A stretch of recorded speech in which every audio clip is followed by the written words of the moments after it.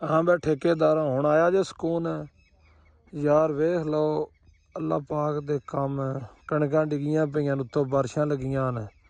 ठेके थल्ले आउण दे बजाय ना चौधरी ਜਿਹੜਾ ਸਾਡਾ ਪਿੰਡ ਨਹੀਂ ਸਾਡੇ ਪਿੰਡ ਦੇ ਠੇਕੇ ਆਉਂਦੇ ਨੇ 2 ਤੋਂ ਵੀ ਕ੍ਰਾਸ ਕਰ ਗਏ ਨੇ।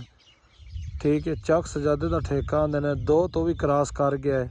ਅਤੇ ਫਸਲਾਂ ਦੇ ਤੁਸੀਂ ਹਾਲ ਵੇਖ ਲਓ ਅਤੇ ਉੱਤੋਂ ਮੌਸਮ ਦੇ ਵੀ ਤੁਸੀਂ ਹਾਲਾਤ ਵੇਖ ਲਵੋ। ਅਤੇ ਅਜੀਬ ਗੱਲ ਹੈ, ਠੇਕਾ ਥੱਲੇ ਆਉਣ ਦੀ ਬਜਾਏ ਠੀਕ ਹੈ ਮੌਸਮੀਆਂ ਸਲਾਬ ਸਾਰਾ ਨਿਜ਼ਾਮ ਪਾ ਕੇ ਵੀ ਕੋਈ ਸਾਡੇ ਪਿੰਡ ਦਾ ਅਜੀਬ ਹੀ ਕਾਨੂੰਨ ਹੈ ਅਤੇ ਠੇਕਾ ਉੱਥੇ ਜਾਣ ਲੱਗ ਪਿਆ।